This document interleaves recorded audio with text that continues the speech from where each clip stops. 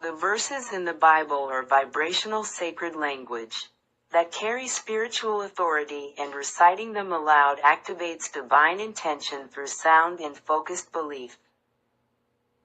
The verses are not just words but spoken formulas used to influence spiritual conditions. The specific verse in this video is aligned with the condition needed resolved. Recite along with the verses to effect the change. Repeating the verse strengthens the intention. I trust this Bible verse will aid you in your life journey. Our Father who art in heaven, hallowed be thy name.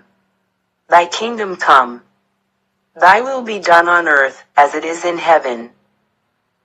Give us this day our daily bread, and forgive us our trespasses, as we forgive those who trespass against us, and let us not into temptation, but deliver us from evil.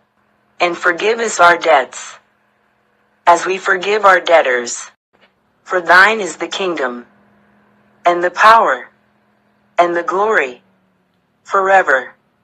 Our Father who art in heaven, hallowed be thy name. Thy kingdom come.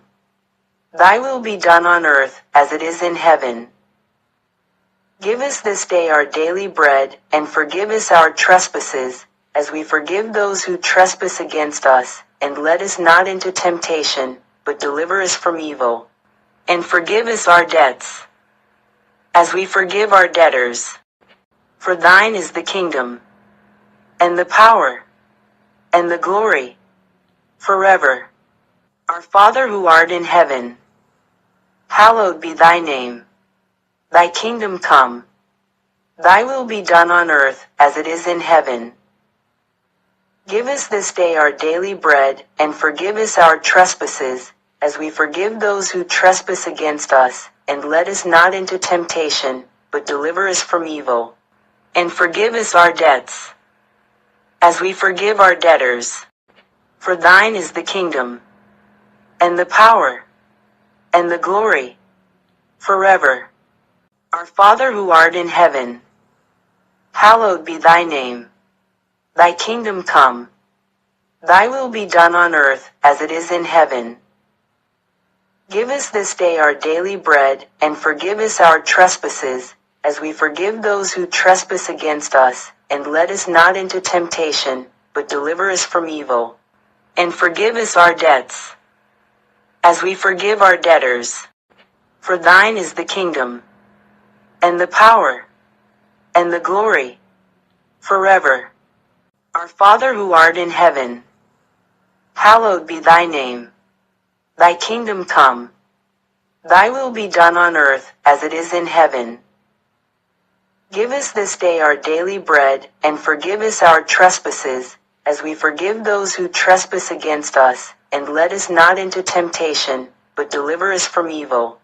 And forgive us our debts, as we forgive our debtors.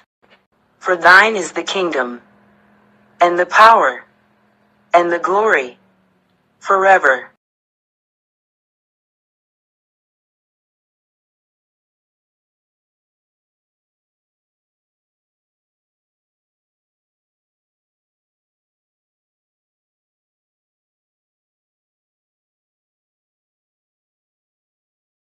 Again, greetings to the Divine Collective, Divine Rising.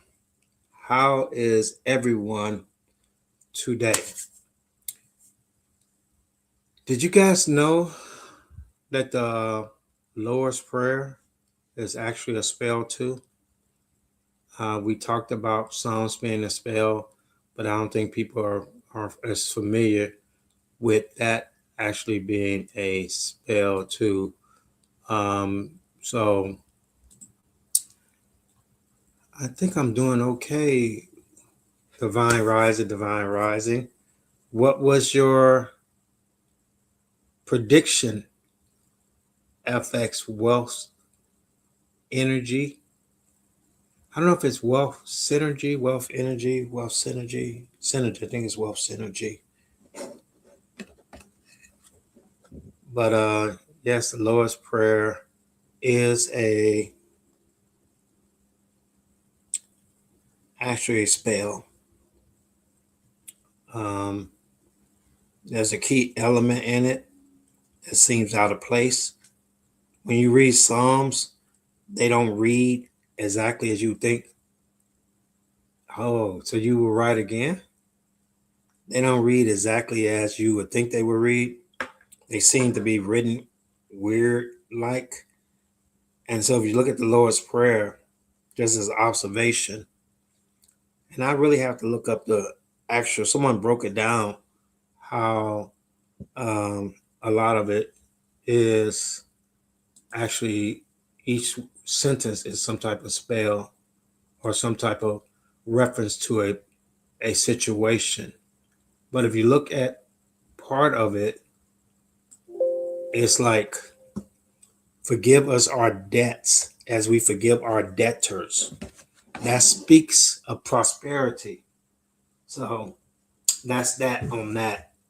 Um, Welcome to our morning psychic practice and our morning chit chat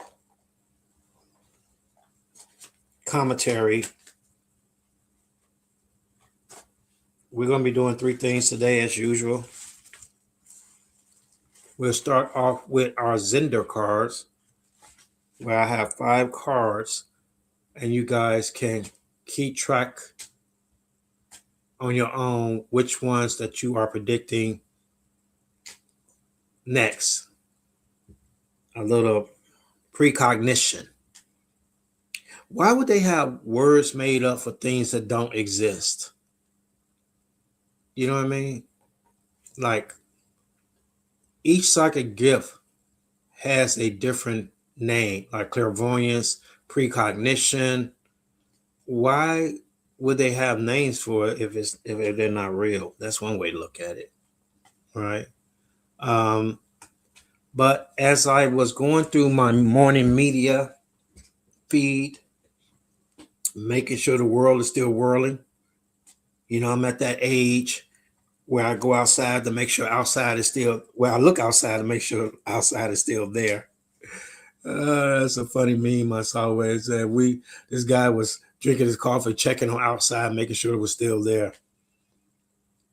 But as I was going through the morning memes and comments and traffic, it kind of came into my idea of the things that we do in the morning. And I was looking at a lot of people, do a lot of Christianity promoting in the morning. They read their Bibles, they sing their scriptures, and they're online and yelling about certain things about the Bible. And I really believe we have a misunderstanding of the Bible in the way that we read it. I think it can be interpreted in a lot of ways, and that kind of feeds into a lot of the misunderstanding. But the way I look at it is like, say that you are a young child and you read a very complicated book. You might not understand it or take different meanings out of it and not really be clear on it. But as you mature and you grow and your mind expands, then you read and you have a better understanding of it. Like, most children can't comprehend a 8th grade math book if they're like, in 1st grade or kindergarten. But as you learn and you grow, they can eventually be able to understand an 8th grade book. So maybe we're entering a point in our consciousness and our mind that we can understand a lot of it much better.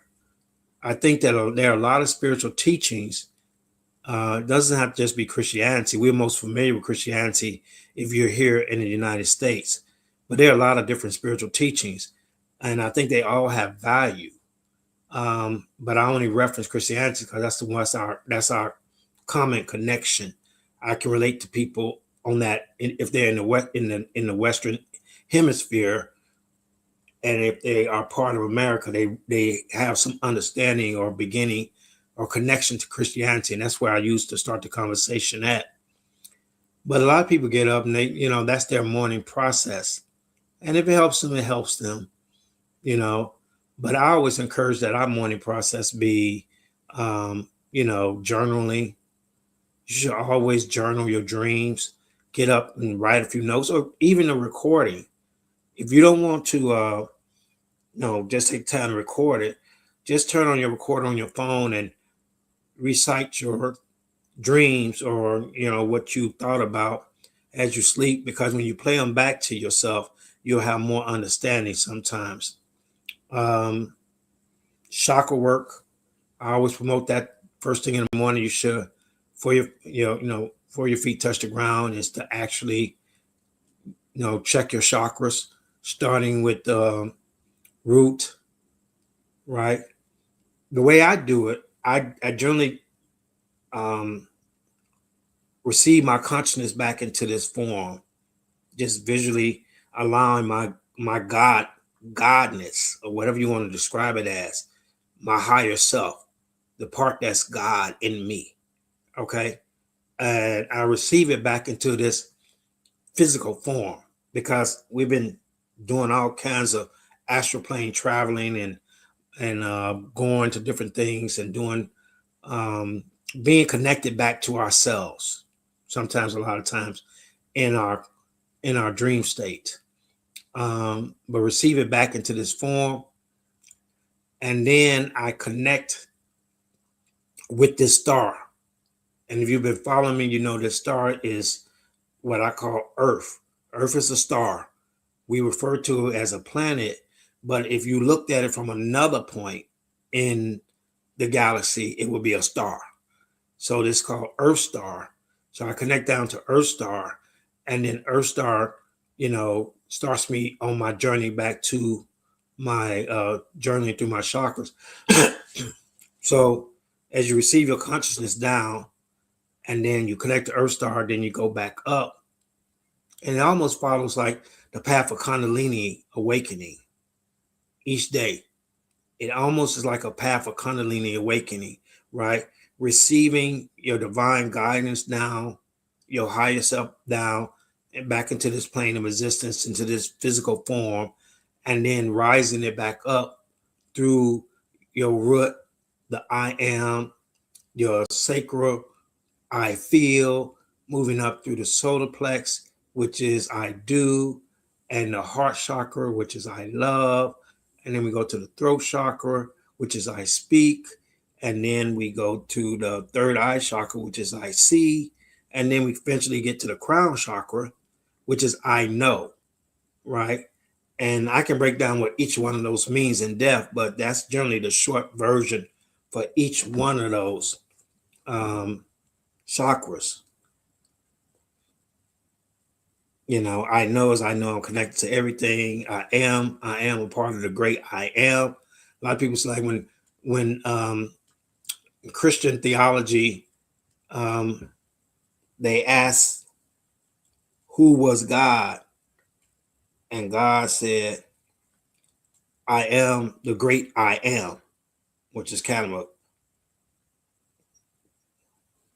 crazy way to respond, but that's the response they said that was given. I am the great I am. And so we being part of that, we have the I am chakra, which is your root chakra. Okay. So, if you think about it, God is the source, and we are the co-creator of that. And that's what our psychic practice are about. Like, Baba, what are you winding up to? That's what just our psychic practice are about, is reestablishing and reconnecting to our divinity, to our true selves, our true beings, right? You can have the idea that you are God, but without the evidence of it,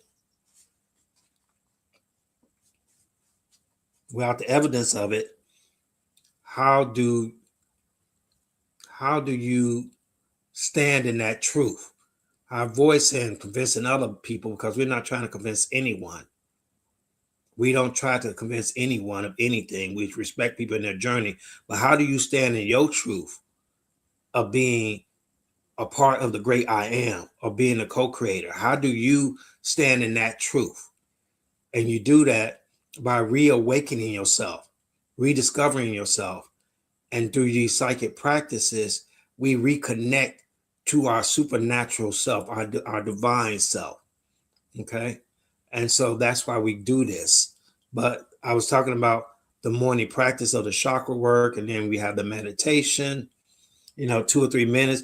Now, in the meditation, after you do the chakra work, right, then you can go relieve yourself in the bathroom, whatever you need to do. And that's a perfect time to do a small meditation while you're in the bathroom, um, for that moment as you expel, the things from your body in the morning. It's an ideal time instead of getting on your phone and flipping through your phone. And, I haven't got to check on the phone yet. We're doing, the morning practices of the meditation. And then you find yourself, you're aligned. Now you're aligned. Now you can start to move around in the world. And that's why I wanted to do these practices in the morning, because normally a lot of people are rushing off to the gym in the morning. They want to get their exercise in the morning. Greetings, greetings. Thank you for joining us. Do you do something special? I'm sorry, I didn't see that message. Do you do something special to remember your dreams in entirely? It comes with practice. It just comes with practice. Everything comes with practice. The more you do something, the better you get at it. And when you do lucid dreaming is about being able to realize you're in a dream and manipulate your dreams in that state. And that's a very effective way of actually tapping into a very divine self, part of yourself. So when you lucid dream, it's like you tell yourself during the dream that I'm dreaming, right? And it's hard to do at first, but once you start getting practice in that, then you can, it gets easier for you. And so when you are trying to remember your dreams, it's just start the process of recording what you remember. And then a lot of times, dreams are so weird, right? If they're prophetic dreams, you get that deja vu feeling. Like I was talking to someone yesterday, and as I was talking to her, they realized they got a deja vu feeling that I was in their dream. And they're like, I felt this moment that we were talking about, and you were telling me this. And so sometimes the dreams will become clearer as you start to do things and you have that deja vu moment of it. So greetings, Nicole. We were going through our morning practice, and I was just sharing with the collective how our practices are different from maybe other people's practice. If I was of that Christian mindset, I'd be like, read your Bible and pray to God, but I'm more of that mindset. Check your chakras and talk to yourself. Have a conversation with yourself. See how you're doing. Check on you, because God is just a construct of what we perceive it is. We can never understand God. It's just beyond where we are now. We're just now glimpsing our own powers and our own abilities and our own gifts. And for people to say they know God, and for all the religions of the world to say we know the true God, I don't ever want to be in that position. I don't ever want to say that I know God. And I want to experience God. I want you to experience God. But I don't think we have the capacity to know something that is so far. It's like an ant saying, I know what a human is. That's the way I see it. It's the hubris of the ego of, I know God. What? You do? How's that even possible? Right? Because God speaks to me. Wow. I guess if I believe that, then I'll be giving my money away and doing what people told me. I mean, something in everyone knows that's not true, you know. But I think, I don't know. When I look at people that are religious and why they are religious and how, it's not even that a lot of stuff they read is just tomfoolery. Tomfoolery. It's not even that it's just tomfoolery, and it forces you to suspend critical thinking, but to put that power in someone else's hand, to give your soul sovereignty away to someone else is interesting to me. So I advocate something different. Maybe it doesn't work for everyone, and people need what they need to get through this plane of resistance. But I'm going to give you reasons during this talk why it just doesn't make any sense to me. A lot of things that people profess to know. And I think the reason the world doesn't change is because they're really misunderstanding the concept of God and our existence here. Does anyone see a square, a black square?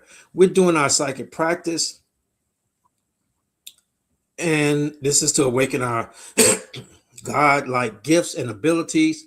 So when we say that we are God, we can really stand in that truth of ourselves. Another square. You can say you are God, but without any truth of it, any connection to it, it's going to be hard for even you to believe. What is going on with these squares? Black square again. Anyone seeing black square? Is someone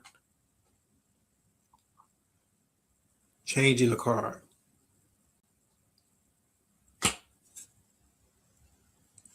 Okay, let me shuffle these cards up again.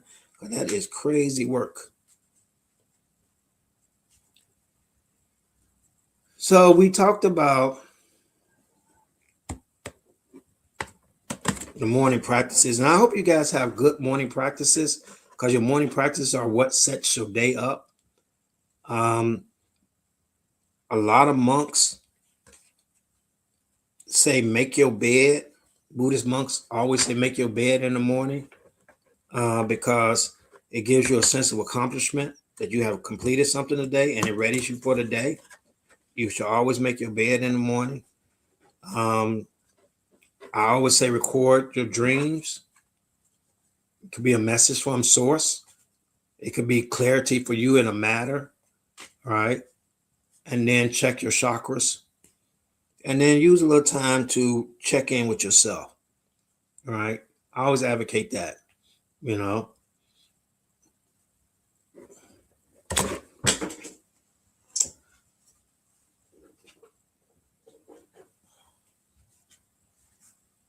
I'm not much of a card shuffle, especially when they're little.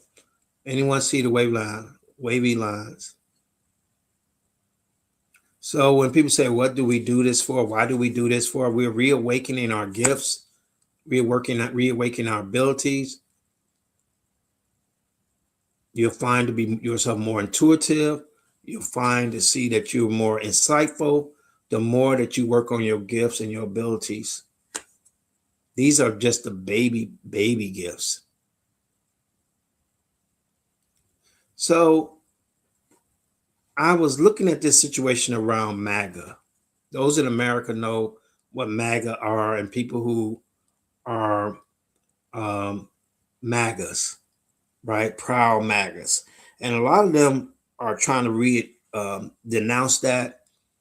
And so in this political space, a lot of people saying you can't renounce being a MAGA because you're unforgiving, right? Because you're a very despicable person, and you're shown that you're a very despicable person. I want to use that as a question I want to ask the conscious collective, all right? And this is the problem that I have with religion, okay? That say that you did something to someone, that you unalived them or you assaulted them, you caused them some type of trauma, right? And then you go to your church, your synagogue, whatever you want to go to, and you ask for forgiveness and you're forgiven, right?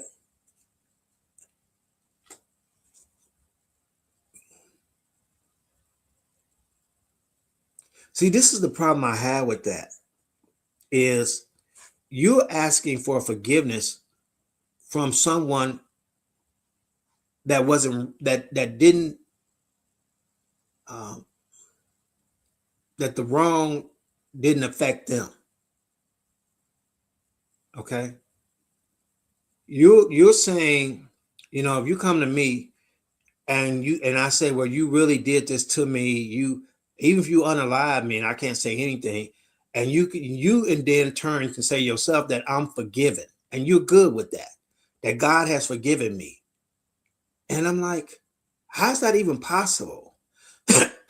That no matter what you do to somebody, even if you're real sincere about it, even if you really are remorseful, you still did it to the person. And for you to say that I'm forgiven, so again, you it's like you're doubly abusing that person. You are abusing them again. You are doing wrong to them again because you don't even give them the decency or the acknowledgement that they have to forgive you. This is the problem I have with religion is it takes the responsibility off of self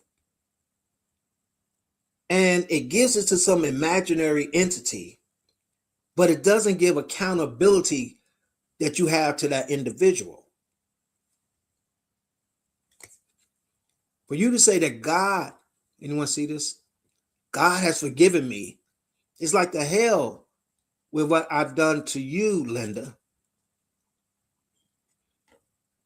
You know? And then you're good with that.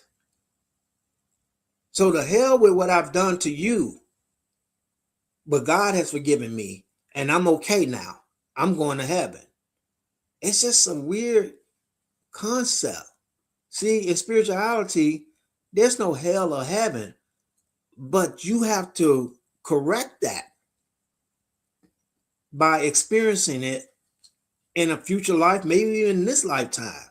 You have to learn from that, right? There's no hell or heaven to be put in, but you have to learn from that. You can't be so remorseful for something.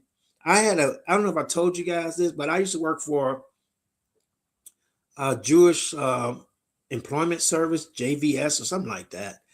And what they did was employ handicapped people. This is black square. I wonder what this means. What does a black square mean? Someone Google spiritual meaning of a black square. We keep seeing black squares. And they they provided work for, I don't know, we used to call them handicap or mentally impaired or whatever I don't know what we call them, people nowadays, and I don't want to offend anyone, but fuck.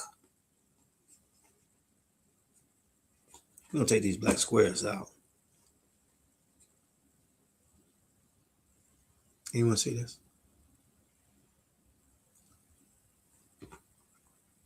And so there was a guy, he wasn't mentally impaired, but he did have a wheelchair. He was shot and he was crippled for life. And the funny thing is, you're not crippled for life, right? When you're shot in Chicago, when you're shot in the spine, it takes a specialist to remove the bullet, and it takes years of therapy to, teach you how to walk again and how to move around. You're not worth that amount of expense according to the system. You're not worth that amount of expense because you're just a gangbanger and you just are low income. So they don't spend the money. They will save your life and they will give you a wheelchair, but they won't do any rehabilitation and they won't do any, because getting a specialist to do spine work is very expensive. And they're not going to foot that bill for you to get shot again. That's crazy work. It's crazy work. But he was crippled, right? And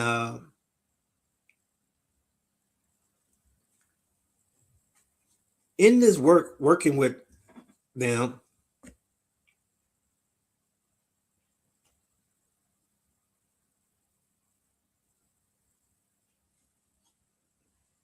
oh, that's what we see as the black square. Thank you, sister. We see the black square as new beginnings and the void acting as a threshold between earth light and cosmic consciousness. Often interpreted as the face of God.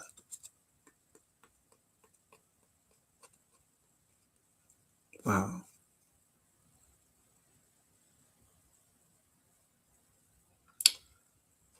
What a way to start the morning. I don't know who this is for. This is for the face of God. If someone sees a black square today, let me know tomorrow. This message is for you. New beginnings.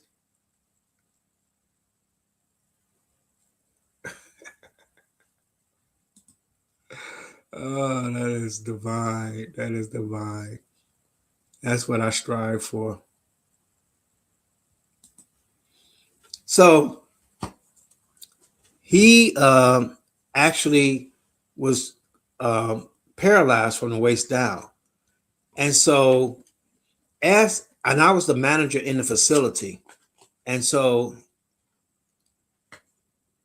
I would go around and I basically had to do the damn work because a lot of people that were mentally challenged, they just couldn't, like, it was very simple work, putting things in a box, folding the box up, right? I don't know where they were getting this contract from, but the stuff that you see like in little boxes and stuff, that's what they were doing. And so he was part of that program, right? But he wasn't mentally, challenged, right? He was just paralyzed. And he would fall asleep during the day. And so me walking around as the manager helping people, now I walk up and say, dude, you got to get up, man. You can't be sleeping in here, because my supervisor be like, make sure people are doing what they're doing. So I'm like, wake up, man, And so he kept doing it. And I said, what's the problem? You're not getting sleep at night? And he said, he can't sleep at night. And I said, why can't you sleep at night? And he said, because he has these nightmares, right? He has these nightmares at night.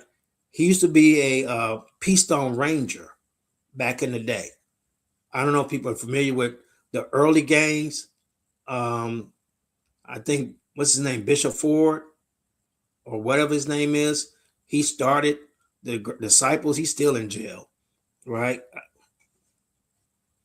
And so he said that when they went into a place to do something, they unalived everyone in there. Black square again. Black square. They unalived everyone in there. And I said, everyone? He said, everyone was unalive when they went in there to do whatever they had to do. And he said, even babies. I said, babies? He said, even babies were unalived. And that nightmare, those visions, that wouldn't let him get any rest. Wouldn't let him get any rest. And that's why he had nightmares at night. And he just couldn't, because I saw him one day, he was laying there sleeping. He kept flinching and jerking as he was sleeping. And I knew he was having nightmares. Then he got up, because he wouldn't sleep long. Even when he was sleeping at the job, he wouldn't sleep long. But he would be asleep, and then he'd be jumping around and jerking and stuff. And I was like, wow, So sometimes, even in this life, because how can you go and get true redemption, true forgiveness, when the person or the thing you have done can't participate in that redemption? in that forgiveness. You can go to some imaginary being and make yourself feel better, thinking, "Oh, I'm forgiven," and convince yourself that I've been washed in the blood and I'm whole and new. But it doesn't make any sense, because what you have done to someone, they don't have any say so in that redemption. That's why I don't believe in religion. Now, he put himself in hell, a version of a hell, with his nightmares and his torment, because your conscience will torment you. But the way I look at it, as we go through our reincarnations and we go through life and we learn and grow, we have to go back and we have to resolve these things, either by experiencing them in our next life or experience them in this life, right? Because that's the lesson. And the lesson doesn't mean, oh, I get over it one day. The lesson is that's the weight you have to carry. No one can carry your water. They have convinced the world that they don't have to be good because someone else can carry the weight. I don't have to do right by anybody because I can ask for forgiveness and grace, and someone else can take that burden. Someone else can carry my weight. So I don't have any self-responsibility. And that's easy to believe in. That's why we don't get a lot of people who understand spirituality, who want to be involved with spirituality, because it puts the weight on you with no reward and no punishment, only personal growth. Wavy lines. So a lot of people are saying that MAGA, people who chose this presidency, right, don't get any redemption or any grace because they are naturally bad people. And we're seeing it play out in real time of people suffering the consequences of their action. That's why we have FOFA or FAFO. Because people are seeing, you are actually seeing the cosmic universe play out in your lifetime. Actions have consequences, and you don't get grace. You just get to learn. And plus, I know it sounds cruel and maybe hard to swallow, but how do you grow spiritually? How do you grow consciously if you don't feel the effect of your actions?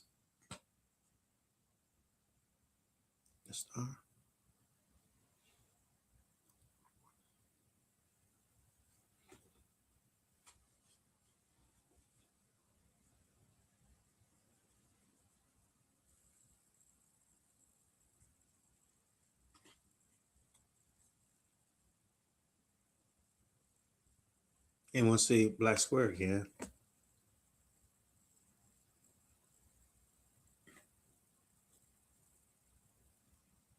Black square again.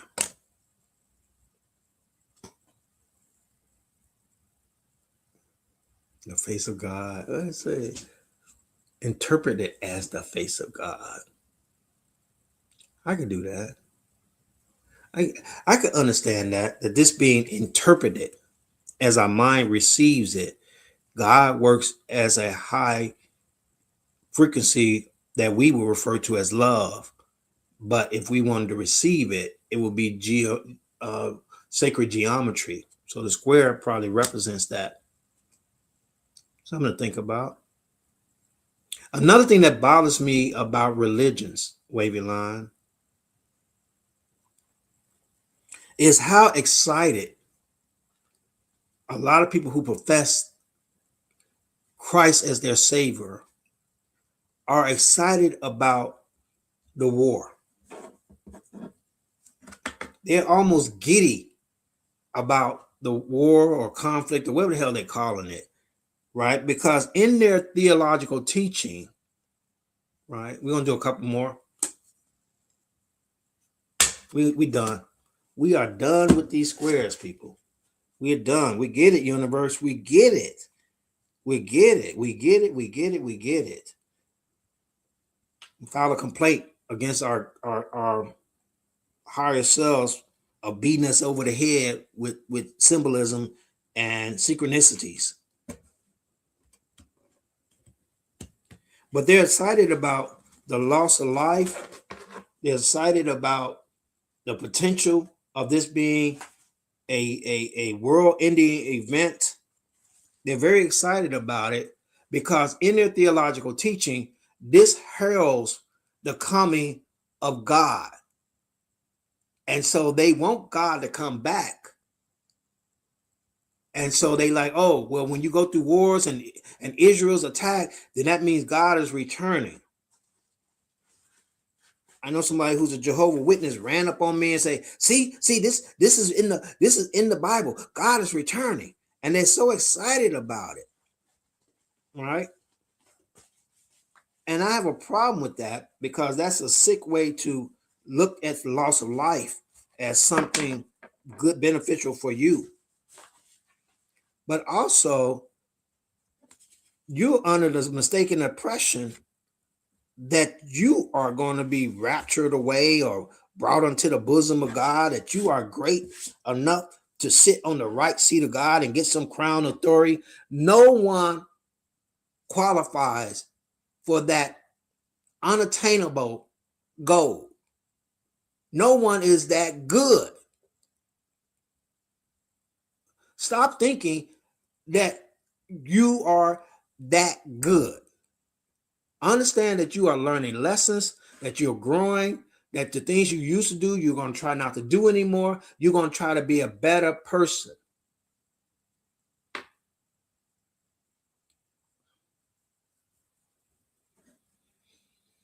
I'm going to change, Nicole, work with me here. I'm going to change this to this. We're going to do our remote viewing, and I'm going to place this on one of these numbers, 1, 2, or 3. This is our remote viewing psychic exercise. If you're new here, thank you for joining. Please, everyone, take a moment to thumb up this video. I'm still working on the thumbnail and how to describe these morning practices. This is to encourage our divine higher consciousness to come back into our being as the gifts, the spiritual supernatural gifts that we have. You see videos of people now who are moving trees, who are being able to ignite fire with their hands. They are convincing us that everything is AI. That was the plan, to convince you everything is AI. So when people started to do things, when gifts started to become apparent, that you're more than just a physicality, you're energy, and you can manipulate energy, that when that started to come out more, when, as Nicole said, when these orbs come back in full force and started presenting themselves as extraterrestrial, they can then say that's AI. I put up a lot of shorts on my YouTube channel, and inevitably someone says that's AI. And that seems to be a response for everything now. And that's what they want. They want you. That's weather control. That's becoming very apparent. But they want you to doubt it because they cannot stop the truth. So they're going to convince you everything's a lie. But we learned through our conspiracies that, and that's why I encourage people to have conspiracy. You learn that you are not crazy. Everything is connected. And the things that you thought was happening were happening. Where did I place the Palo Santo? Maybe I should use a crystal or coin or something. Somebody said they saw me with coins in a dream. Do you see me with coins in a dream? I have coins. Can you see? These are coins. I don't know what you call Dubai, money from Dubai. Does anyone know what you call money from Dubai? But I got these when I was in Dubai.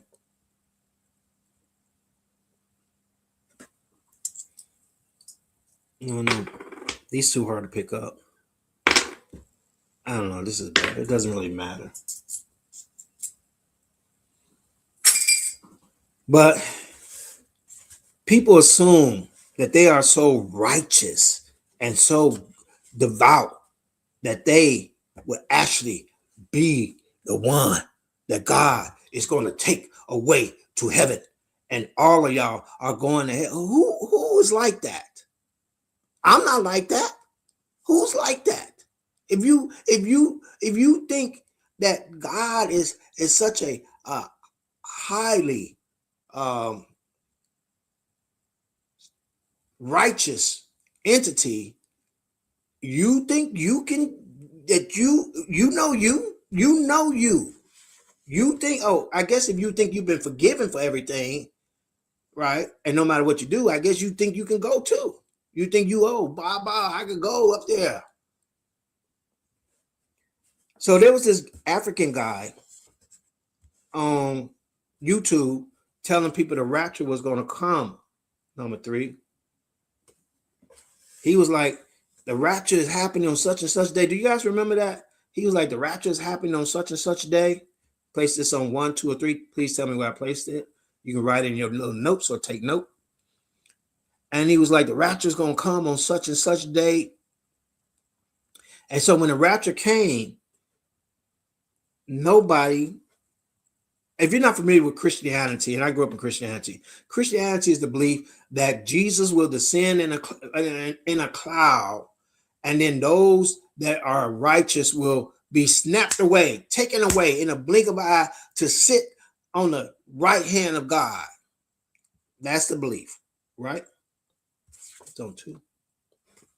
So when this guy predicted that the rapture was going to come, and nothing happened, nobody was taken away, right? They say, oh, he was lying anyway. But even though a lot of people were believing it, some people sold their homes, some people gave away all they had, some people just they really drunk the Kool-Aid. Okay. And so when nothing happened, they were like, oh, well, he must lie. He must have lied, right? My premise was, it was placed on 1, that it did happen. But no one was found worthy. Not here on this plane. If you would believe, I think it did happen. And no one, because I look at the story of Abraham. If you guys are familiar with Abraham and the destroying of Sodom and Gomorrah in the Bible, right? All right. Abraham was God came to destroy Sodom and Gomorrah because he said it was wicked, right? And so Abraham said, if I find 100 people, will you spare the city? And so God said, okay, this is the story. I'm not saying I believe, but this is the story. I always look for messages and meanings and things. I'm looking at this as a message. And God was like, yeah, I'll spare the city if you find 100 people. And then Abraham thought about it. And he said, what if I find 50 people? And God was like, yeah, if you find 50 people, right? And so Abraham thought about it some more. He tried, and he like, no. He said, okay, God, what if I find 10 people?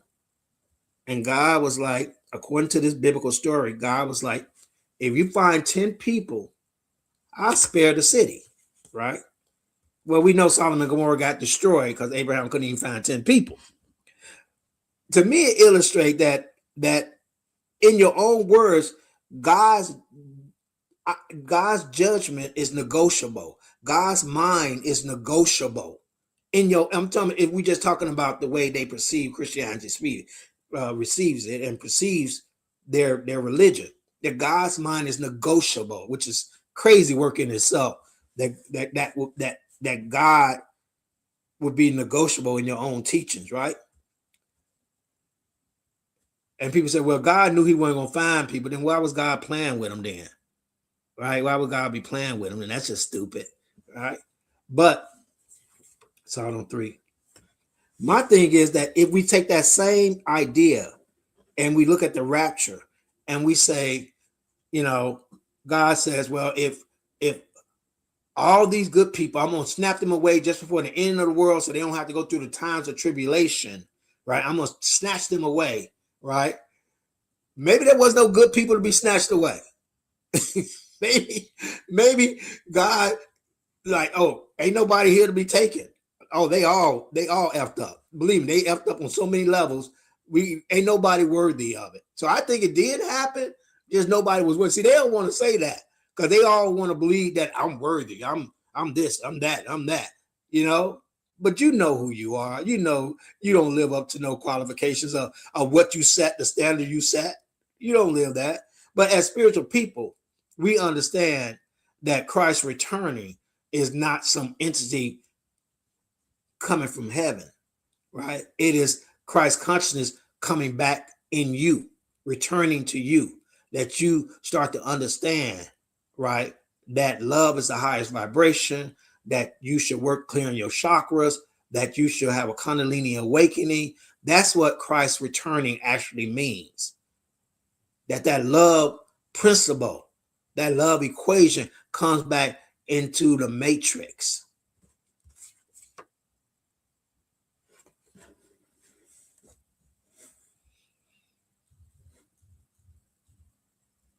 We're going to do a couple more of these.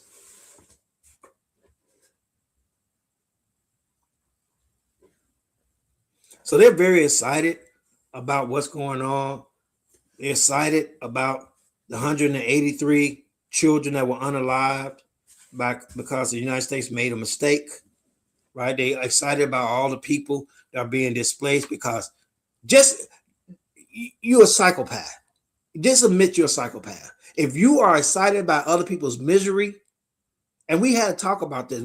No one would qualify to be in a place where they can observe or be there and other people are suffering and still be good.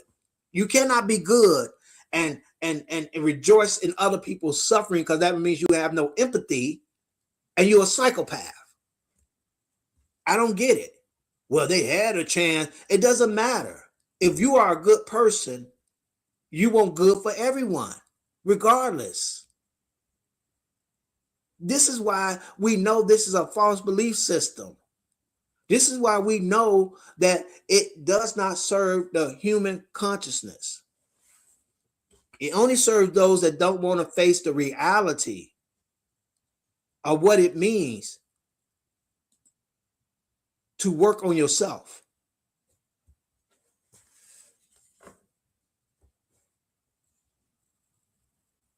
I want to give a big shout out to my divine feminine sisters, to the divine feminine energy in women. I want to give a big shout out to. I had a conversation with someone yesterday. They send me stuff all the time. I have Nicole. She sends me a lot of stuff. And it's not like sometimes I can't respond, but I go back and I look at it and I read, and you might get a late response from me. And I don't begrudge any of that. I don't tell people not to, because you put things on my radar. And I think that's balances out masculine energy. And I wish that we could get more men to understand. But see, men, they're lost in the sauce of masculinity. They have been told to suppress that feminine energy so much that men are not even allowed to cry. There are only 2 animals on this whole planet that has tear ducts. I think one is monkeys, and I think the other one is humans. If men were not meant to cry, why would they have tear ducts? But the idea that this world has forced upon people is that we must live in our masculine energy. You have even women that are forced to live in their masculine energy because the society has encouraged that, in some situations actually mandated it, forced them to. Let's move to our next practice, our last one. I'm almost scared to do this practice.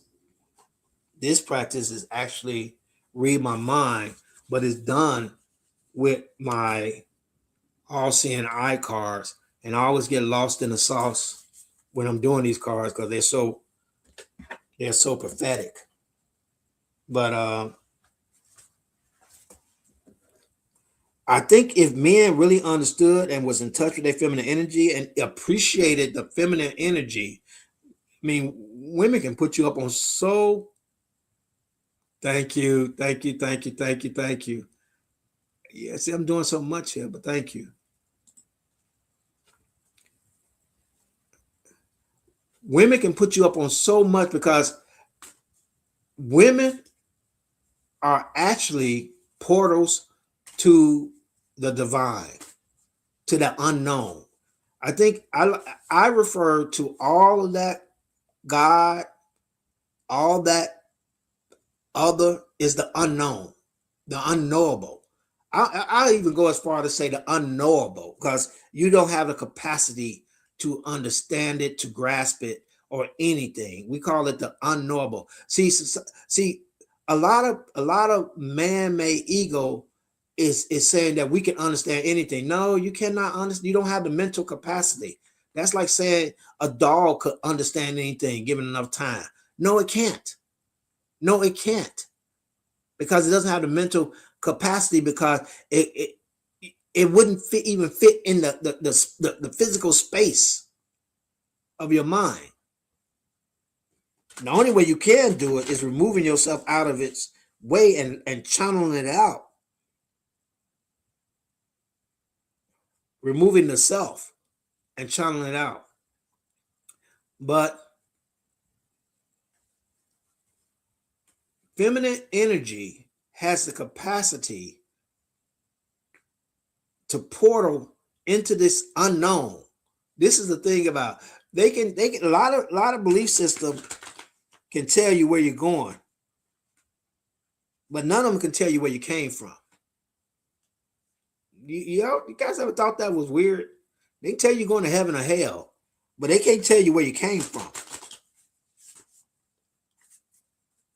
You come from the unknown, and then you go back to the unknown, the incomprehensible, the ununderstandable. And so when we look at, remember, we observe, as the Bible says, is a quote in the Bible that says, we will know God by its works. We will know God by its works. So as we try to understand the divine, we look at nature. We look at what is presented to us in our senses to have a better understanding. Anyone see a purple card? Purple? Anyone see purple? Anyone come with the number 03? Magic? Anyone come up with that? That was the card I was looking at. I'm looking at another card. It's a color, it's a word, and it's a number. And so we look at it and we say, okay, what in this plane of existence creates life, brings forth from the unknown? And the only thing that does that is something with feminine energy.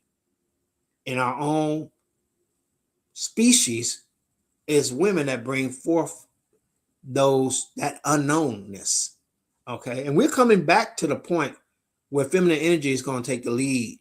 I think for another 250,000 years, 200, some time that masculine energy has been in control, and now feminine energy is rising more, which is what the election was really about. Was about feminine energy and masculine energy. All right. And so when we look at what is the most connected to that which we don't know, we look at feminine energy. And I've said before, you can't know something that you don't know.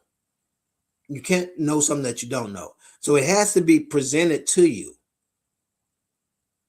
And what a lot of times, and as I was having this conversation with this person, they were not only apologizing for sending me so much stuff, which was funny. What they sent me was hilarious because the guy was making so much sense, and then he ended up like in a corner talking about Volkswagens, and I was like, he lost me. But he was making a lot of sense until he just lost me. But she clarified how she received it and shared it with me, right? And I see that a lot of times when I'm dealing with feminine energy, that a lot of times they are in doubt of themselves. Looking at green and good fortune. And they almost are apologetic and doubtful. And my thing is, you can't be doubt. You gotta don't ever doubt what you know, what you're receiving, right? And this comes from just the oppression of feminine energy, right? As that, oh, you're emotional, or you are too connected. Feminine energy is supposed to be that. It is supposed to be emotional. It is supposed to be connected to things that we can't see.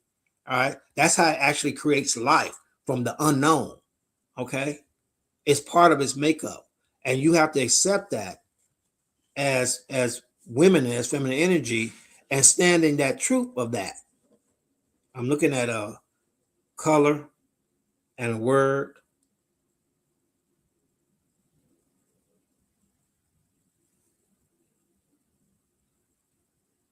And so don't be afraid to share.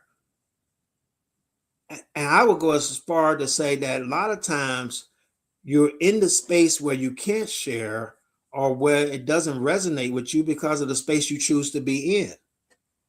Can we say that again? You're in that space because that's the space you choose to be in. For whatever reason, you know, women often make choices not based on what serves their higher needs, but based on, I'm not a woman, but whatever motivates them. And a lot of times it doesn't even serve their higher needs. It's oppressive, and they feel, I think it's maybe come from that mentality of I gotta save everybody and maybe I can help them be better. You know, you can't help anyone. They can only help themselves. I'm looking at shapes, colors, and numbers, and a word.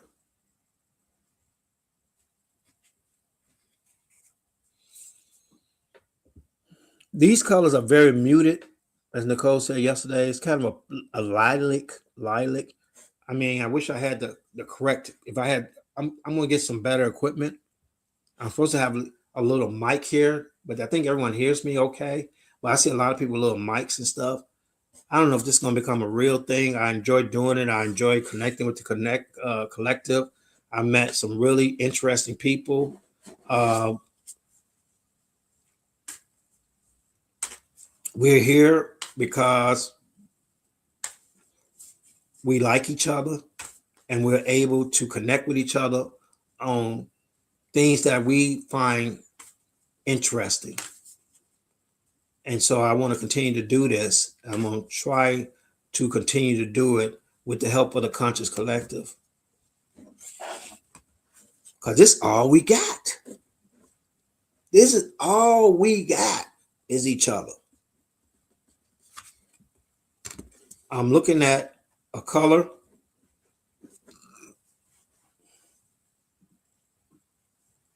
a shape, and a word. We're going to go to our most challenging practice. I think we're going to call it conscious creation. I think we're going to call it conscious creating.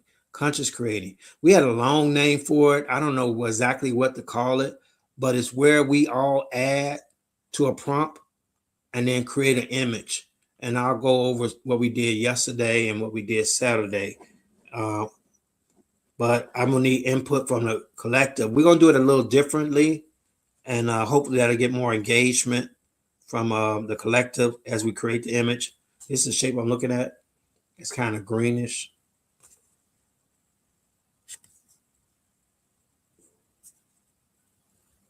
Zero five.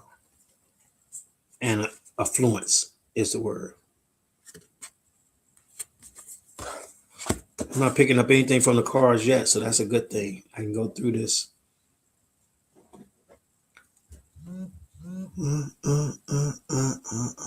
I'm looking at a shape, a word, and a number. So as I work, I have met some very powerful masculine energy. I'm grateful for that. You guys saw the interview that we did, and then there's he hasn't came in there. Oh, you did say green ruin? Congratulations. Where is it at? You said green and ruin rules. I think it's RUNES rules. I think that's how you pronounce it. I'm not sure, but I think that when you pair masculine energy up and you balance it with feminine energy, that you become a powerful dynamic, where you have this insight and this guidance, right? And it's in action. This is what's so beautiful about how our nature is set up, right? So if you look at it, right, you have the action part, which is the masculine energy, and you have the feminine energy, which is the guidance and the direction part. And when you put those two together, right? So the Hindu belief system has a idea that Kali, right, and Shiva, Kali and Shiva are the two primary gods, even though Hindu religion has hundreds and hundreds of gods, all right, where Christianity has one, Hinduism has hundreds and hundreds of it, right? But one of the two main deities is Kali and Shiva. And the idea is that Shiva, which is the masculine energy, is dormant. It says it in the script that it's set in a billion year meditation. It just didn't move, just dormant energy in a billion year meditation, unmoving, right? And so Shiva, which is the feminine energy, danced and swayed and moved and activated Shiva, activated the masculine energy. Now that is deep on so many levels, because the sensuality of women, the movement of women, we can even see that in the story of Adam and Eve, activates masculine energy. It excites masculine energy. Okay. And even in science, they have found that there is black matter.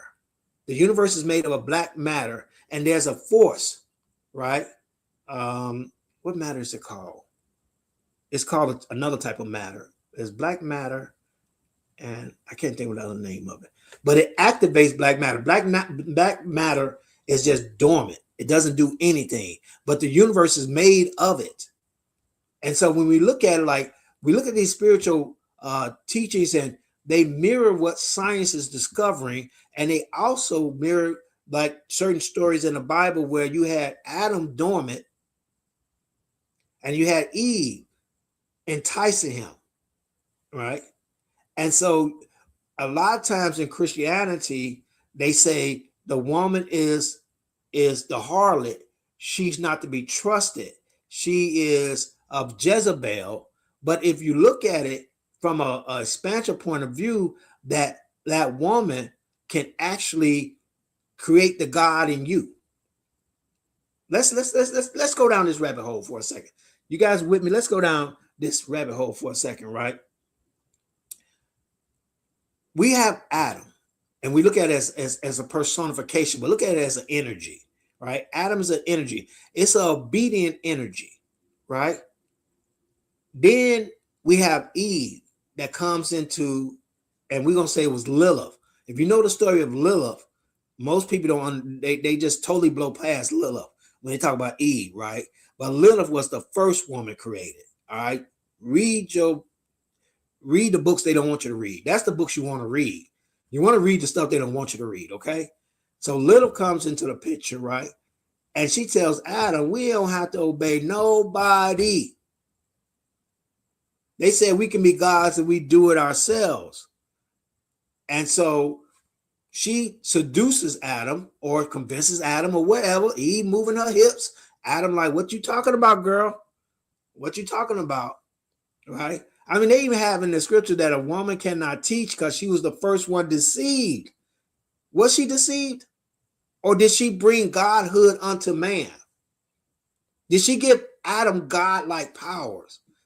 Follow me what I'm saying here, people. Somebody should be writing this down. Did Eve, when God said, right, that man has become like God, knowing good and evil, right? Who gave man that power if it wasn't Eve? The feminine energy will empower the male. But we've been taught in this culture to ignore it, to suppress it, to partition it off and only use it for whatever we desire. But if you really understood that divine feminine energy is what activates the masculine energy, the action, the dormantness of it, right? Men, I keep telling women, you can get anything you want being a woman. They fight wars over women. You can get a man to do anything you want in your feminine energy. But a lot of women are not familiar with that energy anymore, and it's so dormant. We're trying to reawaken that up. But men only are activated to get feminine energy. We have drug dealers who actually were selling drugs because of what? They wanted the means to interact with women.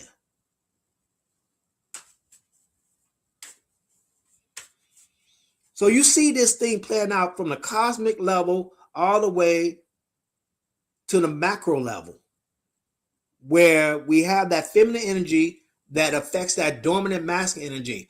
And if you really want to be on your game, you bring those two energies together. But each has to operate in this space.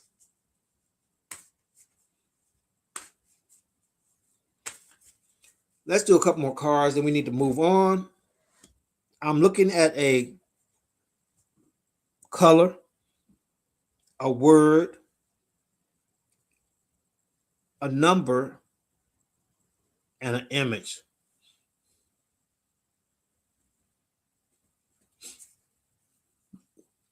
This ain't for everybody. I keep saying that. This ain't for everybody. This is for those that want to think, that want to expand their minds, that want to raise their consciousness and vibration. We're talking to the new gods here, y'all. Is death, rose, and the number 36. We're talking to the new gods here. We're not talking to those that are content and happy in their ignorance and in their blindness. I respect you in your journey. We're talking to the new gods. Those that want to take their rightful position in the universe. I'm looking at a shape, a color, and a word.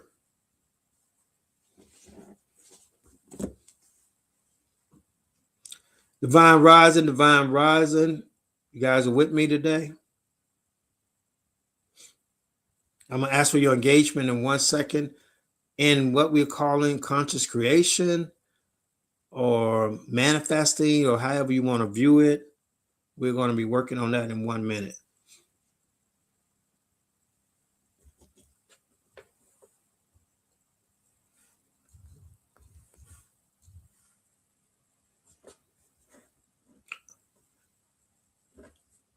I'm looking at this. It is the shadow, represents shadow work, 43. And we're looking at an orange type color. So if you saw something dark, orange, you read my mind correctly.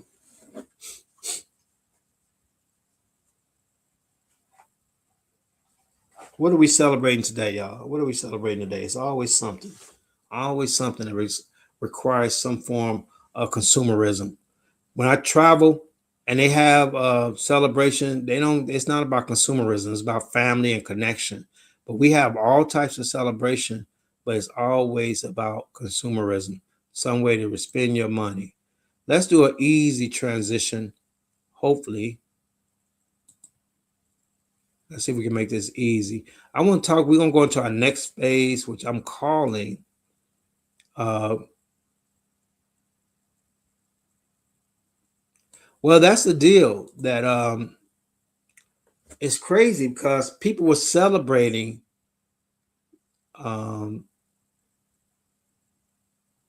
it's just weird. I just talked about Cinco de Mayo. All right, another reason to get drunk. There's so many reasons to get drunk. I'm watching the games. Pick up some beer. So what is this? St. Patty's Day. So a lot of people went out and celebrated. And I don't want to be hypocritical because they're like, well, you did it too. Yeah, you're right. You're right. I got to be called. I got to be held accountable. But I also used to wet myself when I was a kid, and I don't do that no more. You learn, you grow, right?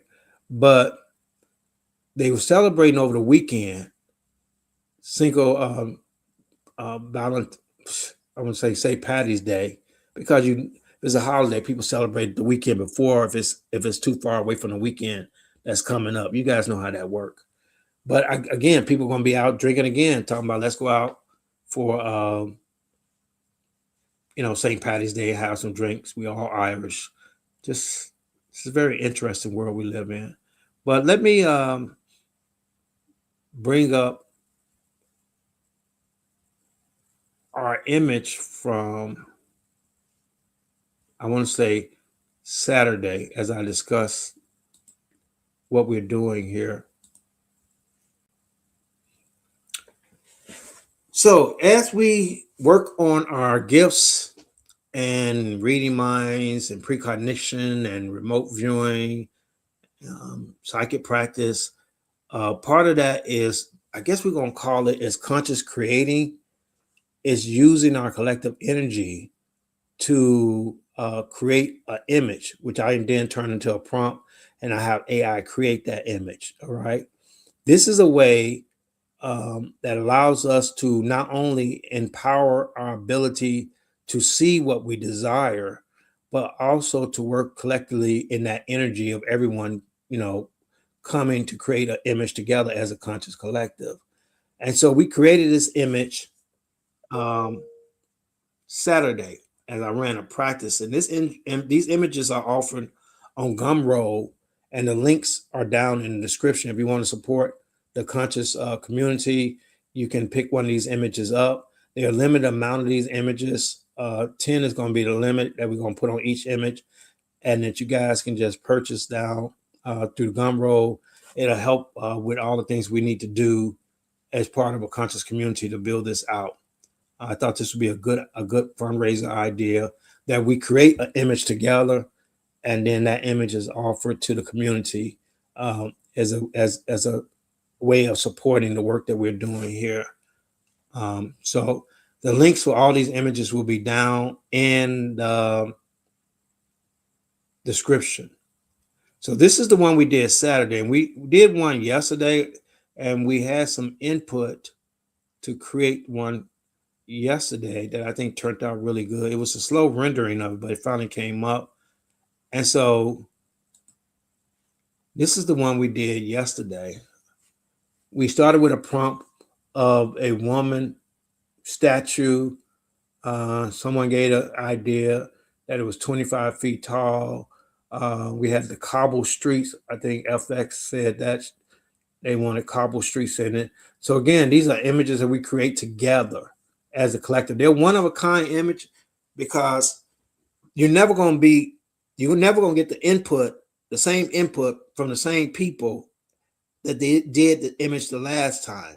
And so they're one of a kind images. There's a limit amount they're going to be shared with the collective, but it's about they're actually are something that is not going to be ever duplicated again because of the people that put into it on that time. All right.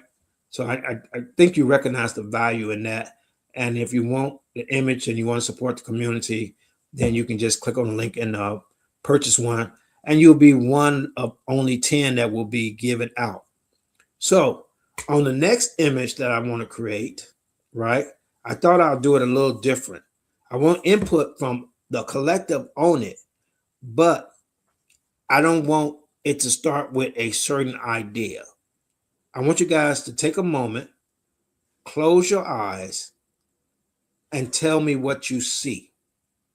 And then we're going to combine all that. It could be a color, it could be a shape, it could be an object, it could be anything you want to see. The first thing that comes up, we'll use that as we start. And now I want everyone to just close your eyes, take a moment, and just express what you see. Put it in the comments, and I'll write the prompt for it, and we'll see what we come up with. You guys understand what I'm asking?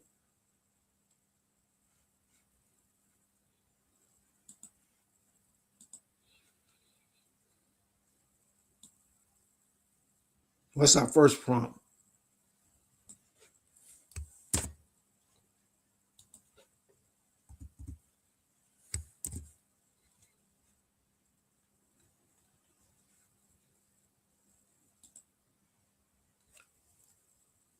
Okay, so the first prompt we have is a tree in sunlight. That's the first prompt. Okay, now close your eyes. It doesn't have to be a tree in sunlight that anyone else sees. I want different impressions as you a black square. So we got a tree in sunlight and a black square. That's good. That's just what I want. Whatever you see when you close your eyes, tell me, and you can do this a number of times. All right. And then I'm writing it up. And I'm writing it up. I'm not going to even describe it. I'm just going to write it up as I receive it. And we're going to see what AI comes up with. It's kind of an abstract artwork picture we're going to do. Okay, so we got a tree in sunlight and a black square. Okay.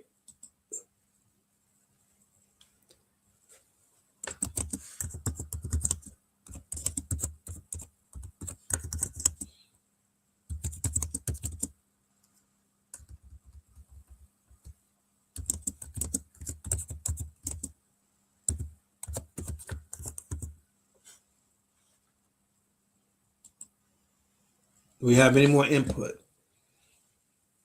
Close your eyes for a moment and just type in what you see. When I close my eyes, I'm seeing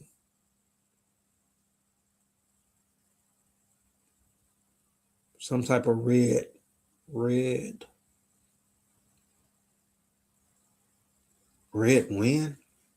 Okay, you can put red wind.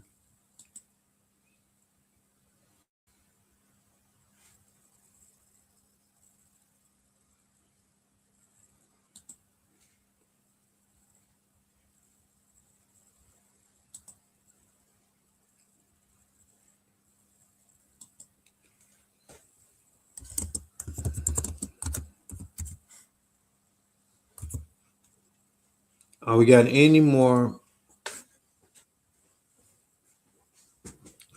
So I'm giving you guys a chance to think of that.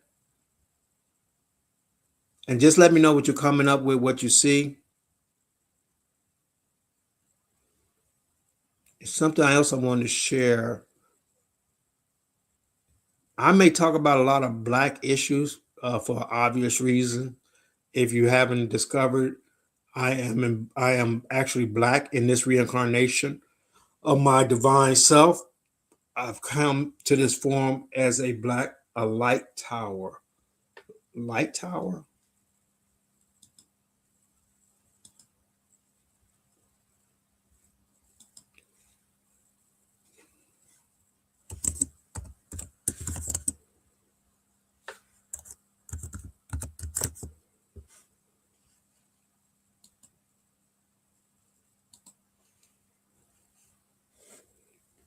And so I wanted to talk about, I don't, you guys probably don't, are not familiar with Jamal Bryant, but he's a well-known um, pastor of a church here in Atlanta. A lot of people have problems with him, but he's well known. For he called a strike on Target.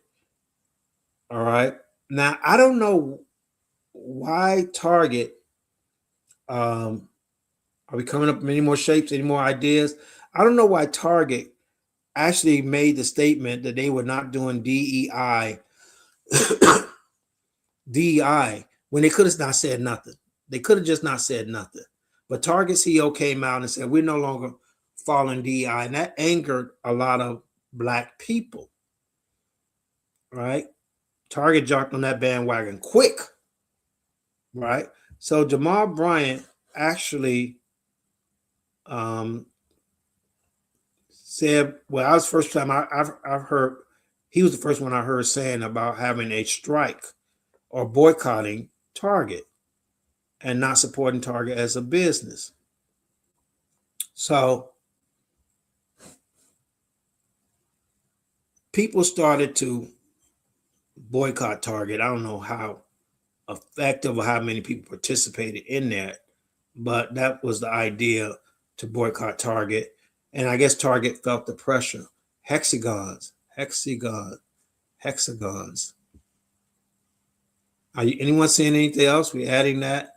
I'm gonna let this roll a little bit as you guys come up with other ideas. I got some very quiet people in here. That's okay. I'm glad you guys checking on me. I'm glad you're checking on me. So I guess Target yielded, called Uncle, was losing business, right? And so they made some concessions, according to Jamal Bryant, that they were going to invest in certain communities. Invest in black communities. They were going to hire black people, yada, yada, yada. And so Jamal Bryant said, okay, well, the boycott is off. All you blankety blank can go back and shop at Target.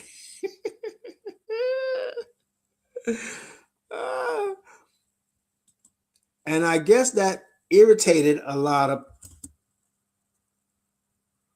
you said a river? Irritated some people because they were like, who is Jamal Bryant to call off a boycott, right? And I think that brings up a good conversation about us as a collective, that a lot of times people like to assign leaders. Now, Jamal Bryant now hear what I'm saying. He was the voice I heard about the boycott. He was the voice I heard talking about it. But a lot of times people like to assign leadership. Now, I'm telling you, if you guys want to understand spirituality, just look at the world play out. Just look at the world play out, and you'll see in the physical world how spirituality works. What's happening in the spiritual world? Just be observant. We got to have that third eye clear. You got to discern, right? And so he was the first one. They came back at him and said, well, he is not a black leader. And for I don't know how many eons that black people have always been assigned some leadership. Where do the black leaders say? Where the black leaders are? Well, we should talk to the black leaders. And I'm like, we've never had a structure like that. we've had voices. We have voices that speak on concerns, but no type of leadership. These are just giving voices to concerns. They were thought leaders. If you want to call them any kind of leader, they just thought leaders about different things, and they spoke on them, and people agreed or disagreed with them. But they're not any type of elected leaders, right? And so I want to say, as we move into our spiritual space, as we move into a 5D dimension, right? There's not leaders, okay? There are voices, right? And that's being played out right now. Jamal Bryant was a voice. I like, and I'm gonna put what I'm a voice of the conscious collective community. I am not a leader. We don't have leaders in the spiritual space, right? We're all the same, and we're all on a journey, all right? And I'm looking at the way they're disputing Jamal Bryant being able to call off a boycott, so-called boycott, because I really haven't seen anybody boycotting, but okay.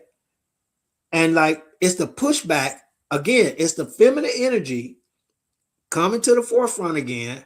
And you guys got to connect these dots. It's just when you observe stuff, it's just crazy. We getting any more thoughts? I'm gonna create this image in 1 minute. Please close your eyes and add. This is one time that you will be involved in this artwork, this creation, this AI generated digital work. It's a one-of type work of all us putting in something. Okay, we're gonna see what we come up with.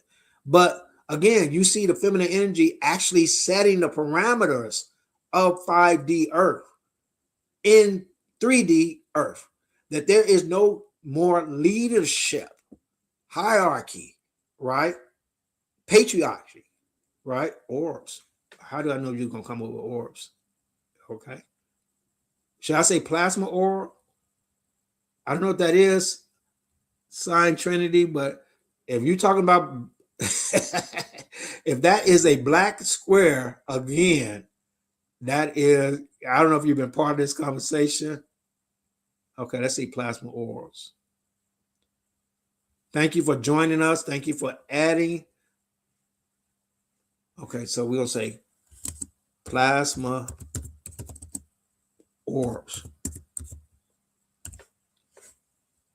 I hope that's not a 3 rectangles of light like a doorway. 3 rectangles of light like a doorway.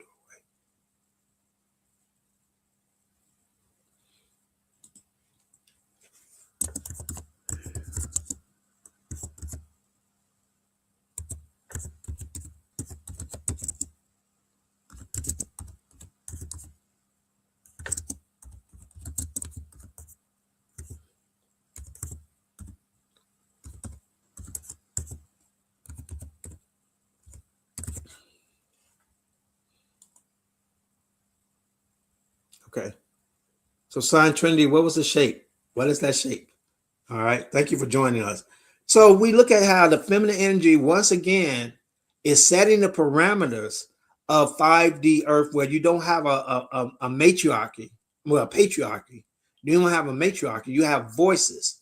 Like I am a voice of the conscious community. We have voices that actually speak on the concern, maybe as one voice that they're connected, right? But there's no such thing. I think that's what irritated the new way that we're starting to form our reality and our thinking, and why we're pushing back on so much of the old way, that you are not the leaders. We don't have leaders.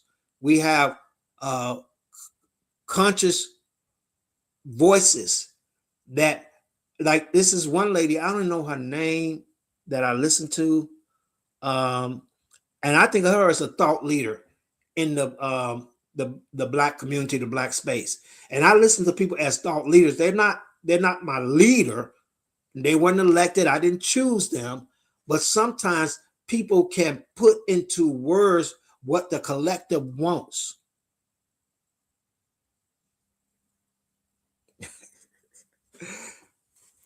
So Sign Trinity said, we need to put this up. You guys, I don't know if you just came in, Sign Trinity, but we've been talking about this shape that keeps showing up. The Adam Center emoji is shaped like a center dot. Atom symbol. Atom symbol. Atom symbol. So I'm asking the collective to close their eyes and add what they see to this image we're about to create in a few minutes. What did you say again? I can't copy this. The atom symbol emoji.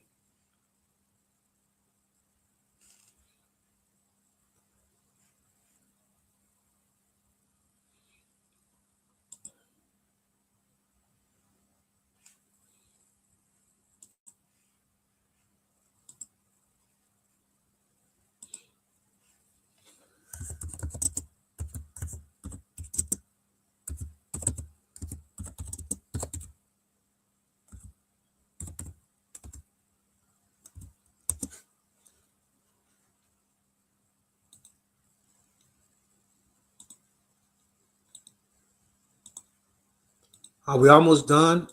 We almost ready to create? Does anyone have any more input? Sure. Divine rising, the sun, the sun. Okay. Everybody's welcome to answer a question. Is that the question you wanted to ask? Can I ask a question? The sun.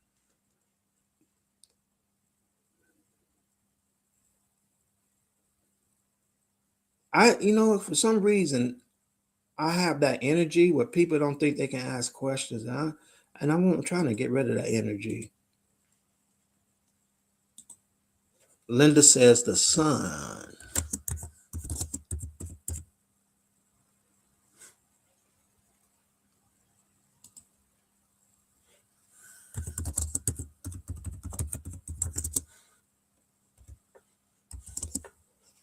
Let's give a few more ideas if you have it. Let's give a few more ideas if you have them. What energy?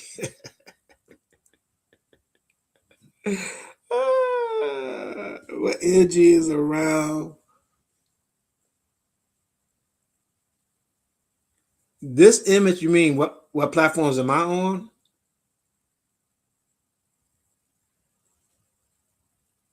You guys are losing me. Who has pharaonic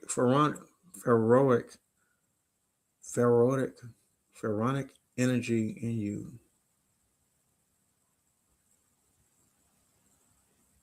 What do you mean what other platforms am I on? These are going to be offered on Gumroad. This image is available on Gumroad. And me? Okay, wait a minute, slow down. Gorgeous wanted to know because she must be new here.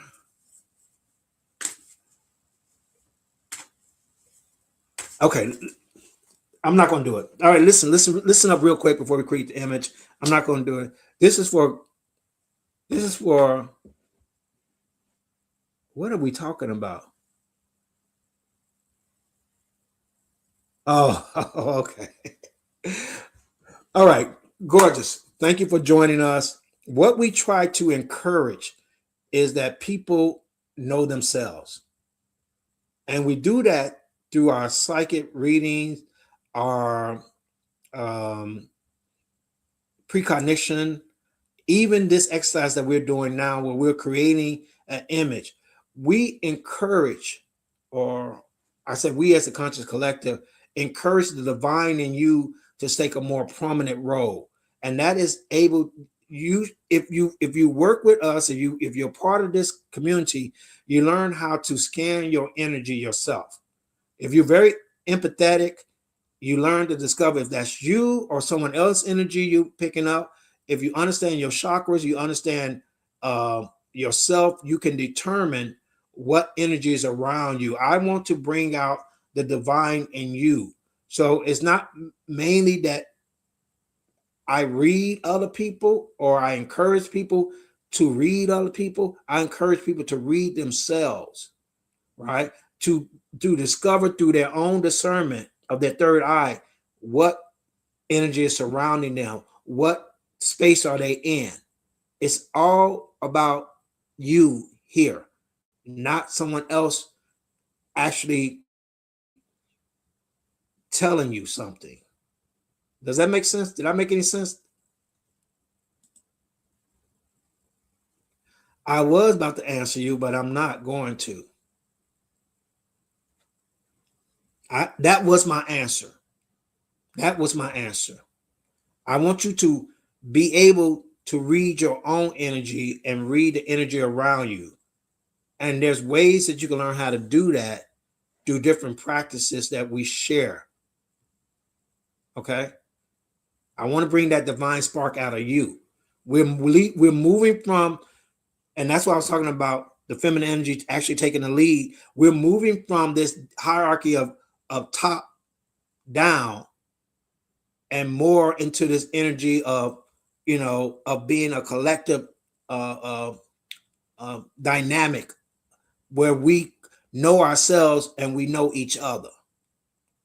You guys understand how we get into 5D, right? We're going to leave all the crap in 3D, all the heavy energy, all the tell me this and guide me and show me, and we're going to move into that divineness of oneness with ourselves. So Nicole wants to offer you clearing your sacral. She's free to do that. But again, I'm neutral on it. And I almost got back into, thank you, Sign Trinity, for commenting on that. Okay, well, I'm glad you received it. I'm glad you received it. I'm grateful. I'm trying, Nicole. I'm trying. Everybody knows I'm trying. I'm trying to be more diplomatic. I want you guys to be. I really believe the statement that ye are gods. You're not the creator, but you are a co-creator. You walk in that same divine energy. And nothing is beyond you when you take responsibility. Taking responsibility is not, that's what I encourage doing. That's what I encourage doing. Read your cards, right? And the problem I had when I was reading cards is all of it kept coming back to me. Yeah. So that's all I encourage people. You've been told that you're not. I explained to you that you are. And when you cannot go to 5D still giving your power away. See, people think responsibility is about just accepting the negative things, right? But responsibility is also about, celebrating the positive things in your life too. So it's not just about the negative, it's about accepting all of you and being okay with that. Being okay with that. I don't have a hell to heaven to put nobody in. No one does, right? You're going to put yourself in hell or you'll put yourself in heaven. But I know one thing, as we move, as the earth starts to split, we're looking at the work. If you could just open the newspaper, the TV, you see 3D doing 3D things. They're destroying themselves. 3D is doing what 3D is ordained and meant to do. We have to work on 5D. So what does that mean, working on 5D? How do we come into a 5D? I explained how you perceive reality, how you affect reality by the way you perceive it. And by you working on yourself, you're creating that 5D reality. 4D is going through that process. 5D is you actually positioning yourself where you create that higher consciousness of reality, of love, connection, one with all, right? That's not some mythical place in some Bible somewhere. That's actually the physicality of what happens. So we're starting to split away. 3D is doing what 3D does. Everything's being revealed for you to see how 3D operates. You can see the negative things. I don't say evil, the negative things, the destructive things, the horrible acts. You can see just plainly clear. Nothing's being hidden anymore. Nothing's being hidden anymore. Okay. And so you use that knowledge to work on yourself and see how you can remove those things from your energy. And as you remove those things from your energy, you become lighter in your being, which positions you into a higher state of consciousness.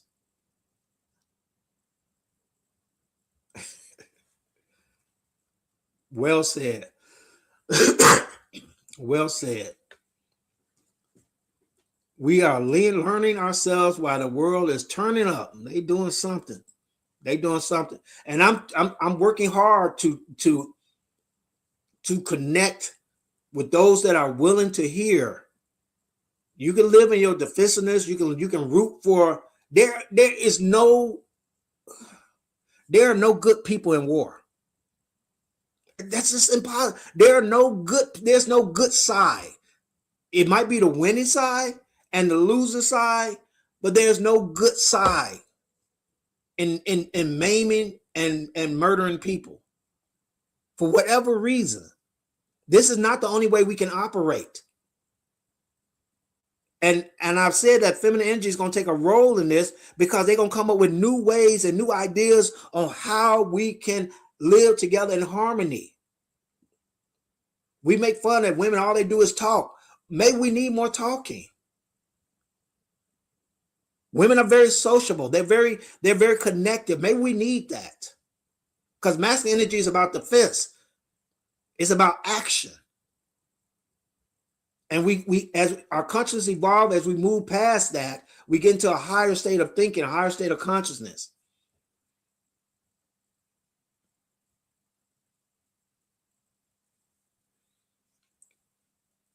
And that comes from actually rediscovering yourself. It may not be for everybody, but that's what I'm trying to share. So I hope that gorgeous, you didn't send me on a rant. A lot of things send me on rants. Let me create this image before we go and see what we come up with.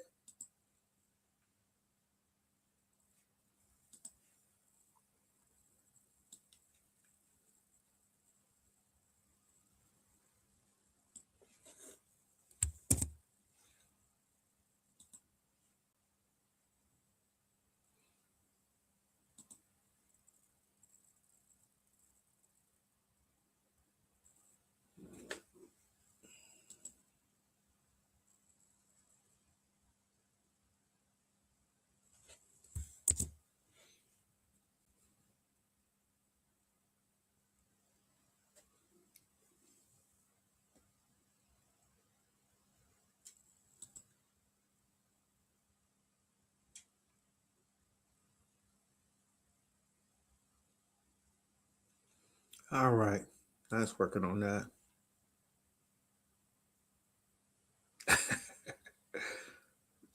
Thank you for being part of the Conscious Collective. Sign up for the newsletter. Sign up for the newsletter. Please thumb up this video, give it a like. We do our psychic practices every morning around 8 o'clock, 8:15. We go through 3 exercises. One is the remote viewing that we do, where I place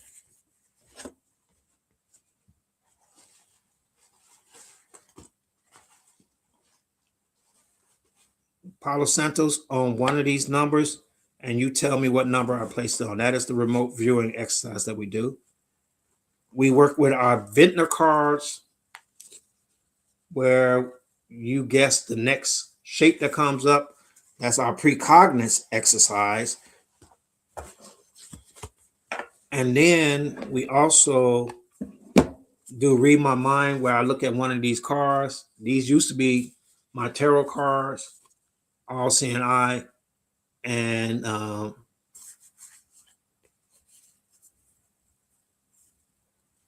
you tell me what's on my mind. These exercises are to encourage your psychic abilities, your gift to awaken, for you to tap into your divine self, so that when you make the statement that you're a mini God, you can walk in that truth. It's not just a statement anymore. You have these gifts and abilities that you become accustomed to being in. So let me see what we have created here.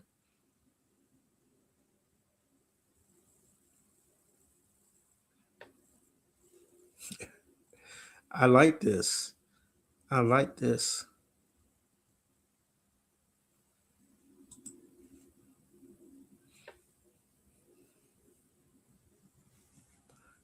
So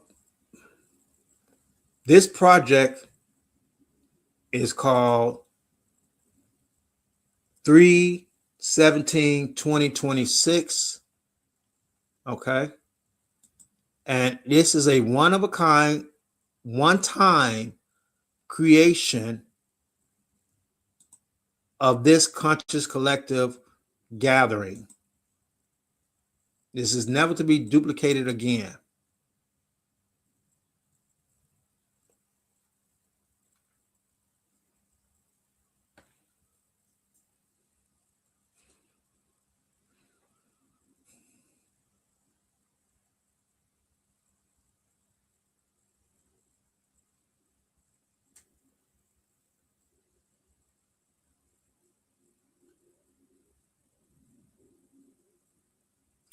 This is never to be duplicated again. This is a one time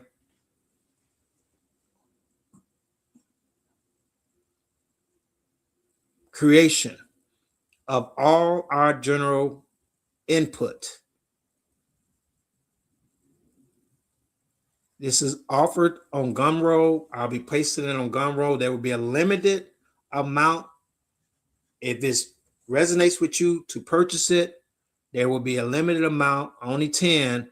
I think because of the limited and the rarity of this, the rarity of this creation, I think it has some value that may be tradable in the future. But whether or not it will be supporting the conscious collective, there go the lighthouse back there. It's interesting that the black square, and we talked a lot about the black square today. I know we talked a lot about the black square as the face of God, which is interesting.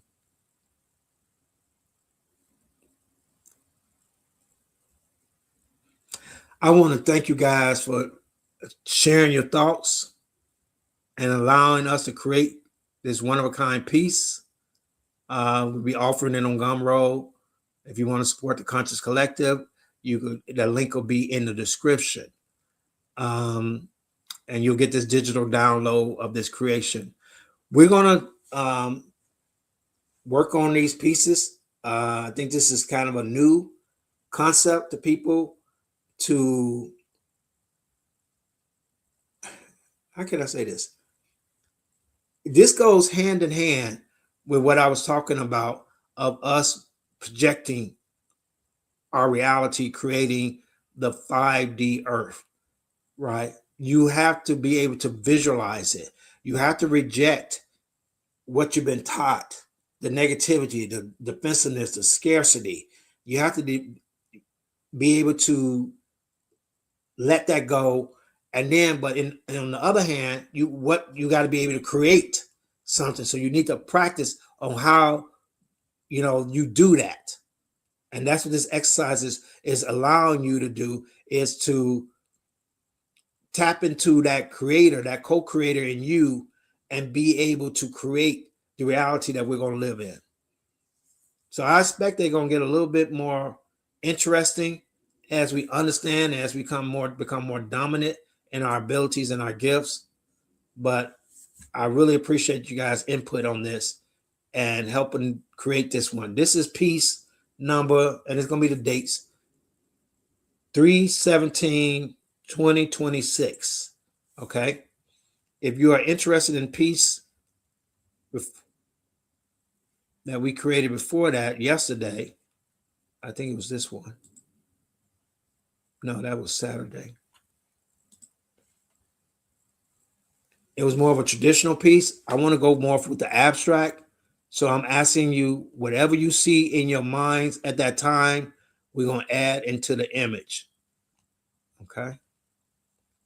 This is piece number 3162026, and this is piece number 317-317-2026. All right. All of them be offered on Gumroad. All right. And so if you want to support the Conscious Collective, please check them out on Gumroad. Make a purchase. It's only 10. It'll be a limited edition. These are one of a time, one time. I'm trying to figure out how to say it. One of a kind, one time pieces that will never be duplicated again. Even if you told me all the pieces again, AI is only going to create it one time, and then they'll change it up and do it the next time. So this is an original piece. All right. But again, I want to thank you guys for allowing me to share my perspective. We'll be back on tomorrow with more practices. I hope you guys can join me around 8 o'clock, 8:15. Check out the videos that I've been doing about the the Psalms. If you're not familiar with the power of the Psalms, I'm posting videos to re-educate you on that. They are Psalms that will address any condition. And we can talk more about. You're quite welcome. Thank you. We can talk about Psalms some more tomorrow, but we're going to, I've been posting videos on the long form regarding the book of Psalms. A lot of people they know it, but they don't understand it. Those are actually spells to address any condition that you want to work with. All right. And we can go more detail about that tomorrow. All right. So I want to wish everyone, in closing, I thank you again. I truly appreciate you. Thank you, Nicole, for being part of this. FX Weather, thank you very much for being part of this. Gorgeous, thank you for being part of the Conscious Collective. I truly appreciate you guys. You are making a new world. You'd be surprised with the work that you're doing just by working on yourself. But I want to wish everyone love, light, health, and wealth in their journey. You guys have a great day, and I'll talk to you tomorrow.